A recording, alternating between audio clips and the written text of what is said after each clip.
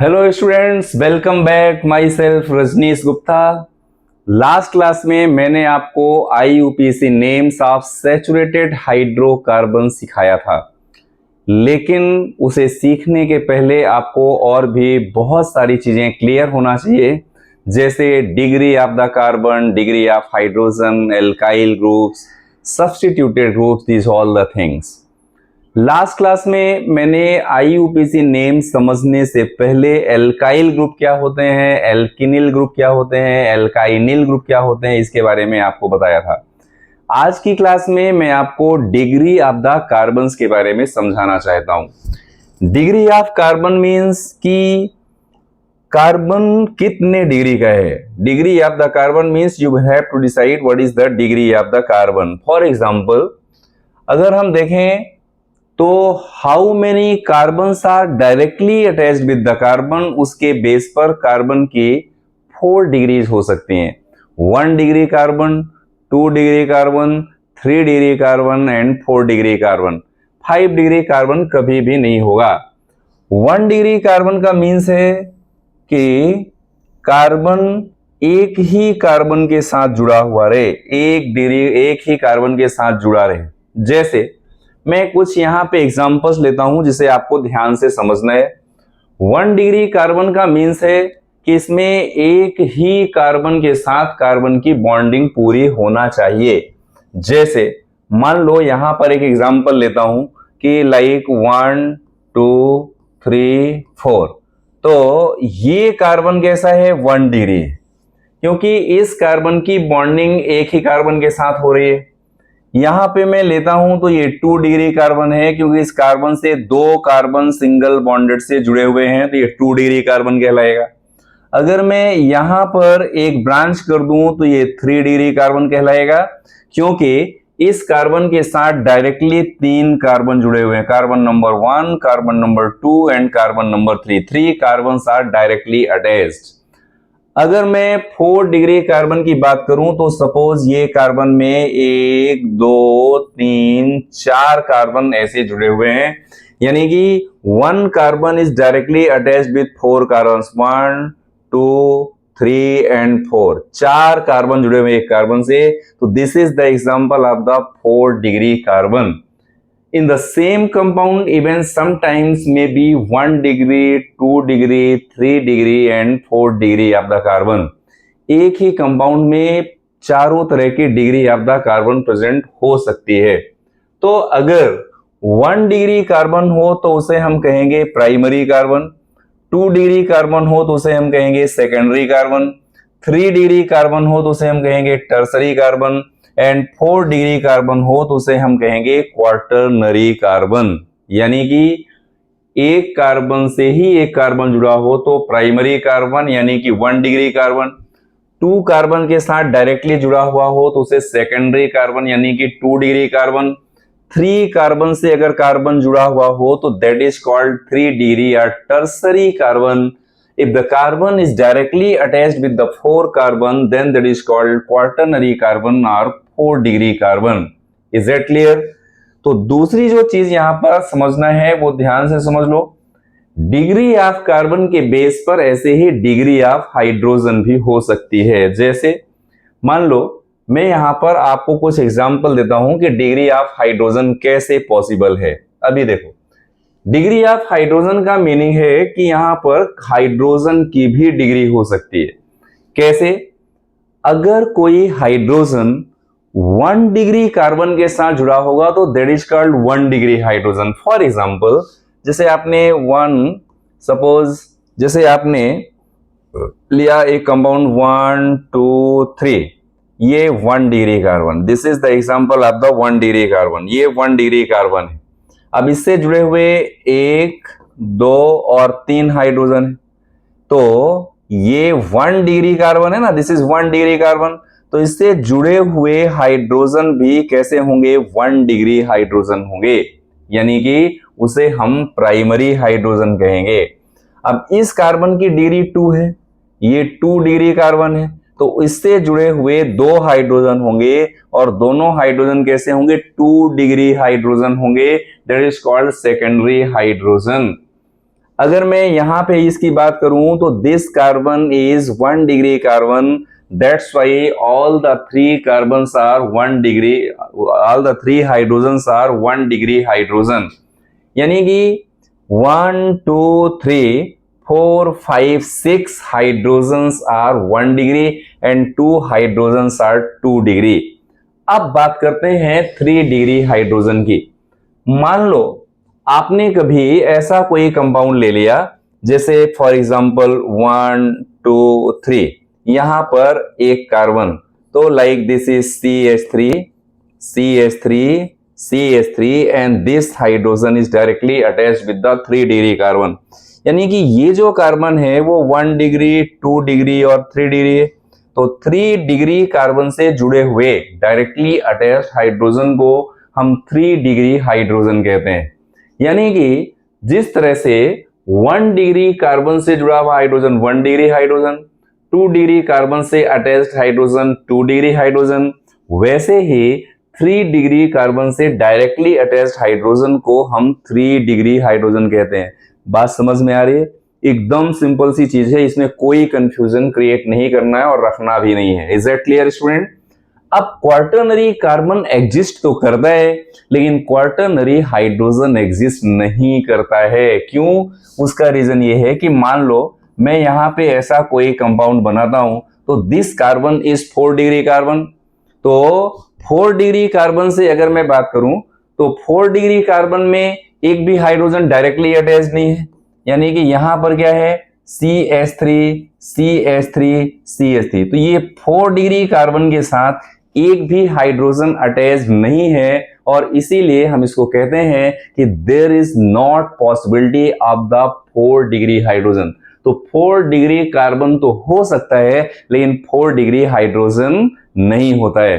तो इस तरह से कार्बन एंड हाइड्रोजन की डिग्री को हम जस्टिफाई कर सकते हैं, डिसाइड कर सकते हैं कि which hydrogen is what is the degree of that particular hydrogen. तो ये सारी चीजें अब अगर आपको क्लियर हो जाती हैं तो स्टूडेंट हम डायरेक्टली आ जाते हैं nomenclature of the saturated hydrocarbons में। IUPAC names of the saturated hydrocarbon. तो फटाफट 1 मिनट के लिए मैं आपको गैप देता हूं। इस गैप में alkyl group, aryl group, alkyl group, degree of the carbon, degree of the hydrogen जल्दी से रिकॉल कर लो, रिमाइंड कर लो, आंखें बंद करो और सोचो कि आपको मैंने क्या क्या पढ़ाया है, और इसके बाद फिर आगे बढ़ते हैं। पढ़ेंगे IUPAC नेम्स ऑफ हाइड्रोकार्बन्स।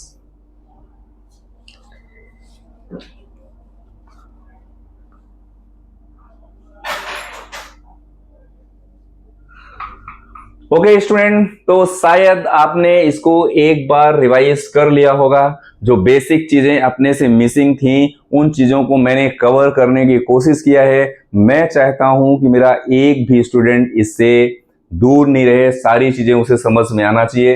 तो चलो आज से शुरुआत करते हैं, एकदम बहुत ही बढ़िया टॉपिक। सबसे पहले पढ़ेंगे IUPAC names of the saturated hydrocarbon. तो स्टूडेंट यहां पर कुछ रूल्स हैं जिसके बेस पर हम IUPAC नेम को डिसाइड करेंगे कि how we can decide the IUPAC name of the saturated hydrocarbon. तो पढ़ेंगे रूल नंबर 1।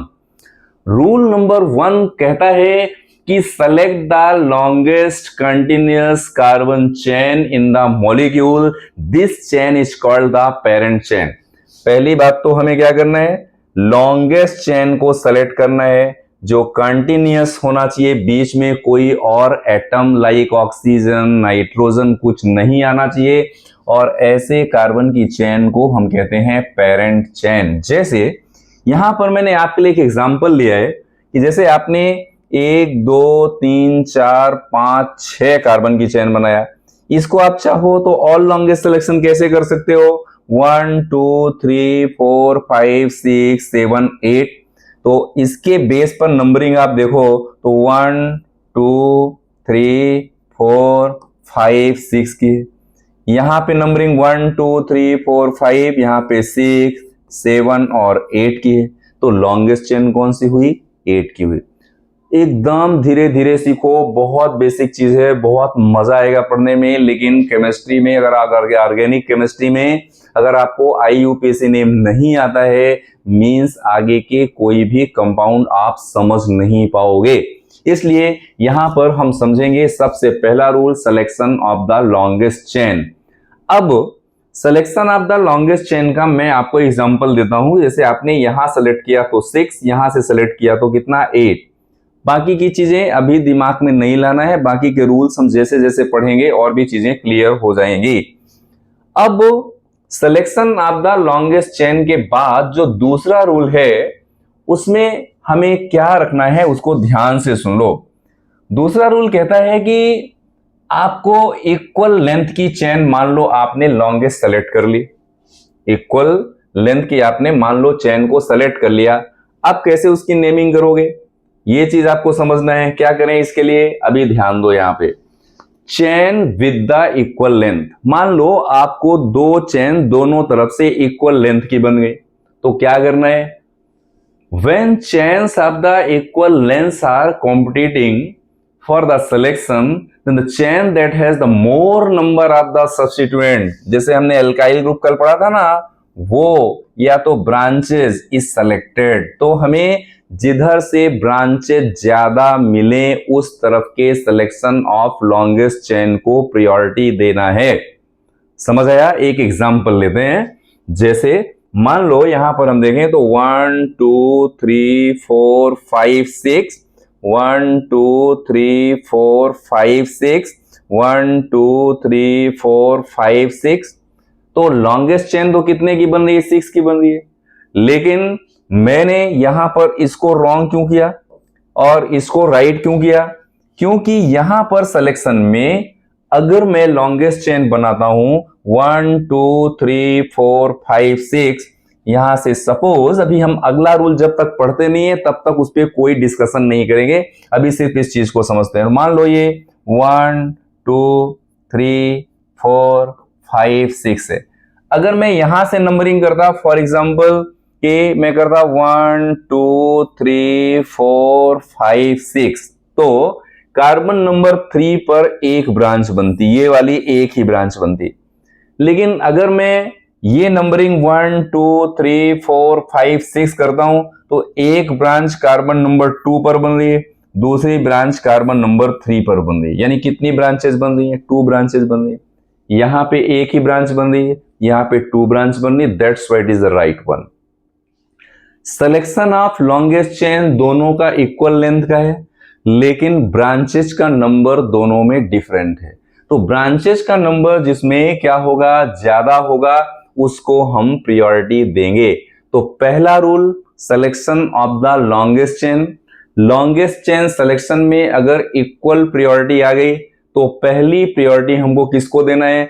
जिसमें ब्रांचेस का नंबर ज्यादा हो। इस चीज का हमें ध्यान रखना है, एक एक रूल को बहुत अच्छी तरह से याद रखना और समझते जाना। ओके स्टूडेंट, तो अगला जो पॉइंट है, chains with the equal number of the substituents. अब बहुत यहां पे एक चैलेंजिंग बात आ गई स्टूडेंट, मैं यहां पे ये चीजों को लाइन रिप्रेजेंटेशन में ले रहा हूं। Chains with the equal number of the substituents. Substituent का मतलब है जैसे एल्काइल ग्रुप, यानी कि ब्रांचेस। रूल नंबर 3 क्या कहता है? When the number of the substituent यानी कि ब्रांचेस, यानी कि methyl ethyl propyl are the same, अगर सेम हो जाए तो क्या करो, then the substituent at the nearest position from the either end is preferred for the parent chain selection. इसको हम इस तरह से समझें कि इसे हम लोवेस्ट लोकेंट रूल भी कह सकते हैं। क्या कह सकते हैं इसको? लोवेस्ट लोकेंट रूल भी कह सकते हैं। कैसे, इसको समझ लीजिए। हमने सिलेक्शन ऑफ लॉन्गेस्ट चेन कर लिया, जैसे 1 2 3 4 5 6 7 8। आप इसको ऐसा कह सकते हो कि this is selection of lowest locant, lowest locant, या तो इसे हम क्या कहते हैं, this is called lowest locant rule, इसे हम लोवेस्ट लोकेंट रूल भी कहते हैं। इस चीज का आप ध्यान रखना। Is it clear student? तो कैसे, यहां जैसे आपने नंबरिंग किया, फॉर एग्जांपल 1 2 3 4 5 6 7 8 यानी ऑक्टा 8 चेन आपने सेलेक्ट कर लिया। तो एक ब्रांचिंग कहां पे है? 2 पे है, तो हम यहां लिख देते हैं 2। एक ब्रांचिंग कहां पे है? 4 पे, तो हम लिख देते हैं 4। तो कार्बन नंबर 2 पर एक ब्रांच है, फिर कार्बन नंबर 4 पर एक ब्रांच है, फिर इधर कोई ब्रांच नहीं है।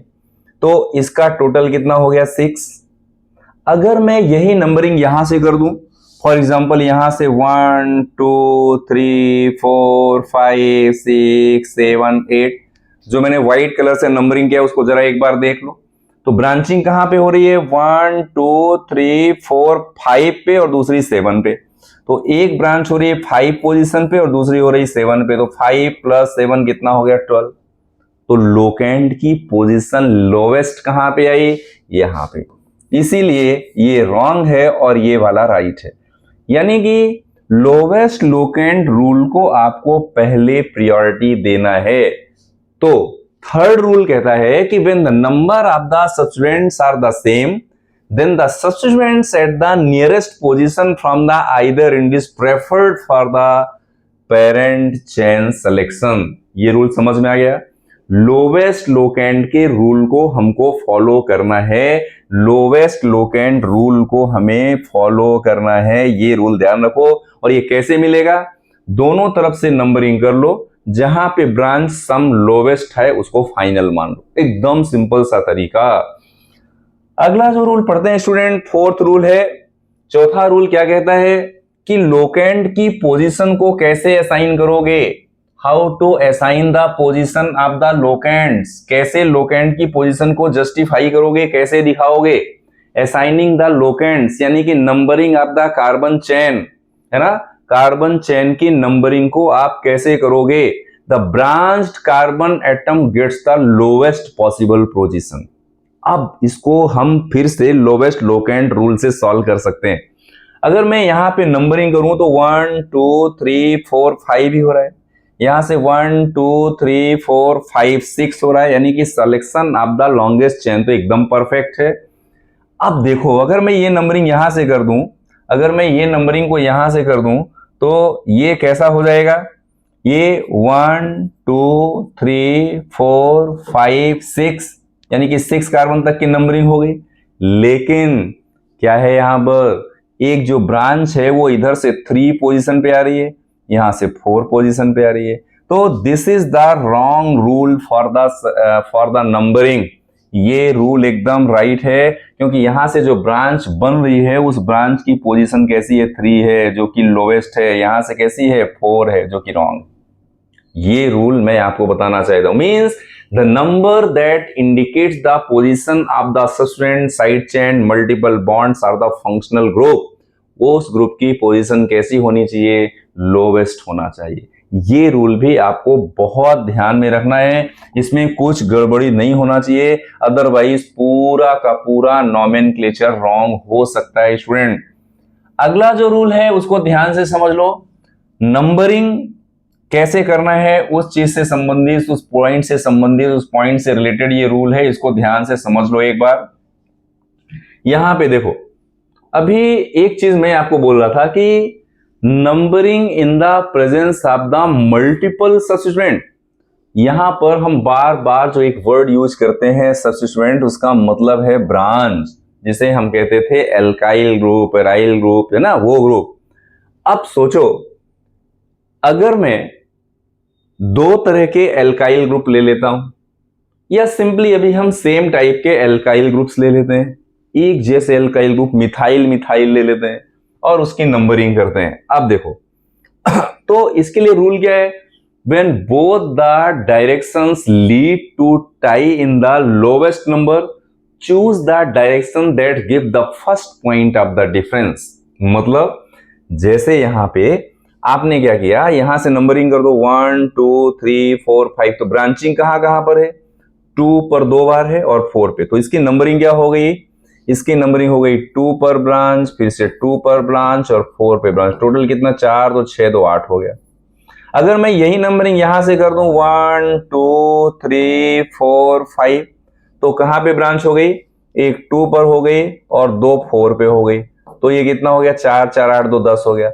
ये प्रॉब्लम भी हमारी कहां से रिजॉल्व हो जा रही है स्टूडेंट?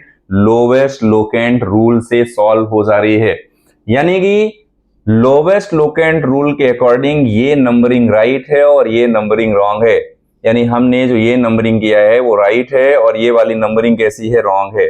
तो this is the first point of the differences from both the direction. The numbering starts with the same number, 2 से शुरू हो गई, यानी कि लोएस्ट लोकेंट की पोजीशन से आपको इसको शुरू कर देना है। यहां पर भी एक एग्जांपल है, इसको देख लेते हैं। जैसे इसी को हमने यहां पे किया तो नंबरिंग 1 2 3 4 5, तो 4 पे 2 ब्रांच, 8 2 10, तो ये रॉन्ग हो गया कि नहीं? यानी कि हमें जो नंबरिंग करना है वो कैसे करना है? जहां पर लोवेस्ट लोकेंट रूल को वो फॉलो कर रहा हो, इसको ही हमें नंबरिंग के फॉर्म में ध्यान में रखना है। तो जो अभी तक हम लोगों ने रूल पढ़ा, उन रूल्स को बहुत अच्छी तरह से लिख लेना, रिवाइज कर लेना। नोट्स की जरूरत पड़े तो नोट्स भी हम आपको भेज देंगे और इन नोट्स की हेल्प से आप बहुत अच्छी तरह से और भी IUPAC नेम को सीख सकते हो। कुछ यहां पर और एग्जांपल्स ले लेते हैं स्टूडेंट। जैसे अभी यहां पर एक चीज का ध्यान रखो, अगर मान लो कभी ऐसी कंडीशन आए कि दोनों सब्स्टिट्यूटेड ग्रुप एक जैसे नहीं है, अलग अलग है, एक मिथाइल है एक इथाइल है, तो क्या करना? तब यहां के लिए रूल है कि अल्फाबेटिकली जो पहले आए उसको पहले प्रायोरिटी देना है।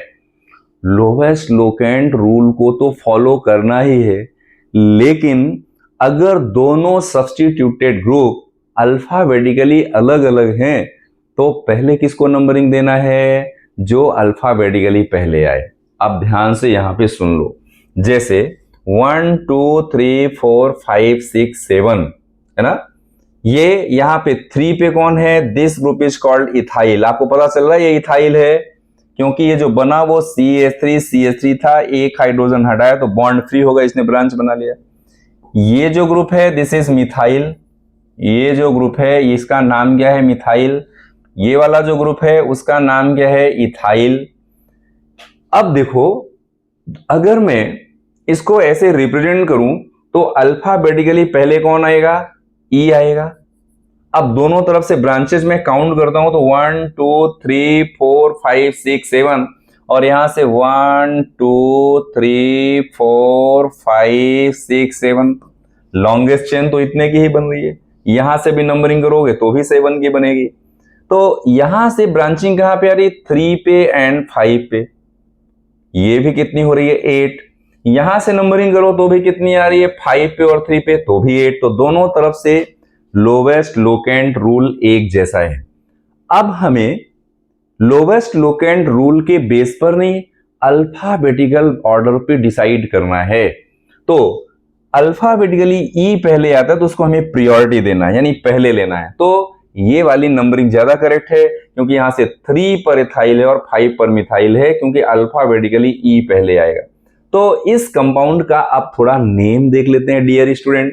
नाम कैसा हो जाएगा? देखो 3 पर आपने क्या लगाया? इथाइल, तो आप लिखोगे 3 हाइफन फिर क्या लिखोगे? इथाइल। ध्यान रखना, हाँ 3 इथाइल। फिर 5 पर क्या लगाना है? 5 पर लगाना है मिथाइल, 5 मिथाइल। टोटल कार्बन का नंबर कितना है? 7। तो वर्ड रूट कितना हो गया? हेप्ट। और हर जगह सिंगल बॉन्ड है तो आप क्या लगा दोगे? एन। तो इस कंपाउंड का नाम क्या हो गया प्यारे बच्चों? नाम हो गया 3 इथाइल 5 मिथाइल हेप्टेन। क्या नाम हो गया? 3 इथाइल 5 मिथाइल हेप्टेन। बहुत ही सिंपल हो गया। अब देखो, यहां पर 2-3 चीजें आपको बहुत ही बेसिक तरीके से समझ लेना है। अगर मैं दो न्यूमेरिकल वैल्यू को अलग अलग लिखता हूं, जैसे ऐसा लिखा मैंने 3, 5, 2, तो इनके बीच में कॉमा लगाना है। अगर मैं दो न्यूमेरिकल वैल्यू को अलग करता हूं तो कॉमा यूज करना है। अगर न्यूमेरिकल वैल्यू को 2 फिर यहां मैं लिख रहा हूं मिथाइल, तो इन दोनों के बीच में हाइफेन लगाना है, ऐसा हाइफेन यानी कि डैश लगाना है, सही नाम इसका हाइफेन है, HYPHEN। तो यहां पर 3 और इथाइल के बीच में मैंने हाइफेन लगाया, फिर यहां पर हाइफेन, फिर 5 दोनों तरफ, दोनों चीजें इससे अलग हो रही हैं। अब मिथाइल और हेप्टेन को कंटिन्यू वे में लिख देना है, क्योंकि 7 कार्बन है तो हेप्ट और उसमें लगा दिया एन तो बन गया हेप्टेन। यहां पर इसको फिर से एक बार देख लेते हैं। अभी मान लो जैसे ये नंबरिंग आप करो तो यहां से 1 2 3 4 5 6, तो 4 पे एंड 6 पे ब्रांच है, तो 4 + 6 यानी कि 10 लोवेस्ट लोकेंट रूल है। 4 पर आ रहा है इथाइल और 6 पे आ रहा है मिथाइल। यहां से नंबरिंग करें तो 1 2 3 4 5 6 7 8 एंड 9। तो ब्रांचेस कहां कहां पे आ रही हैं? 4 पे एंड 6 पे।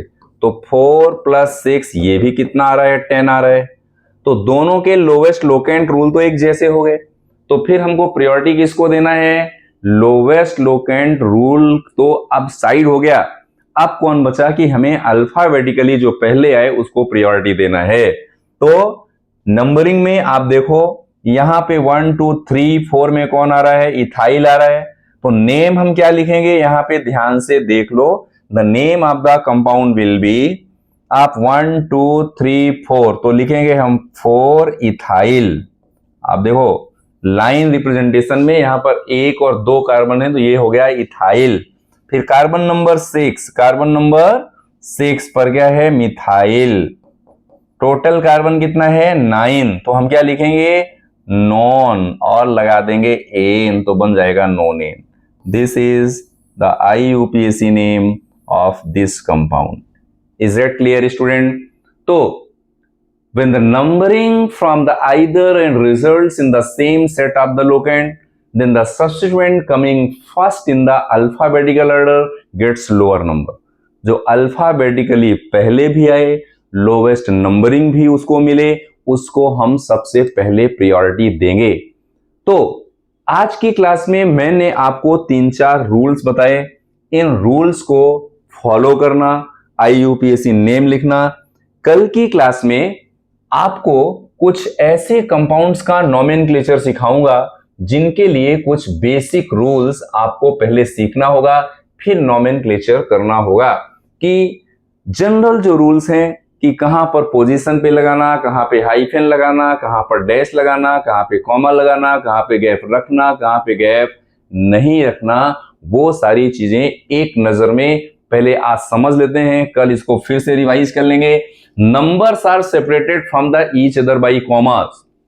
जैसे नंबर को जैसे 3 और 2 को अलग करना है तो ये कॉमा लगाना है। Numbers are separated from the words by the hyphen. There is no space between the name of the substituent and the word root. Word root और substituent के बीच में कोई गैप नहीं होना चाहिए। लेकिन आपने लिखा 4, फिर लगाया मिथाइल और फिर लगा दिया मान लो हेप्ट, तो हेप्ट और लगा दिया एन, तो ये वर्ड रूट हो गया, हेप्ट एन हो गया, तो कोई गैप मैंने नहीं रखा। 4 और एम के बीच में मैंने हाइफेन लगाया, ये यही रूल है। The locant 1 is often omitted.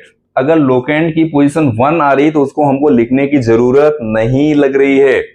Locants are placed immediately before the part of the same which they are located. जहां पर वो लोकेटेड है उनकी पोजीशन इमीडिएट हमको वहीं पर लिखना चाहिए।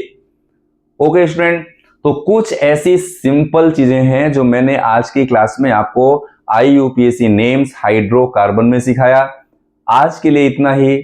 नेक्स्ट क्लास में मिलेंगे, तब इसकी और जोरदार प्रैक्टिस करेंगे, धुआंधार प्रैक्टिस करेंगे और बहुत सारे क्वेश्चन सॉल्व करेंगे। तो देखते रहिए एडुकेयर। मिलते हैं नेक्स्ट क्लास में। ओके।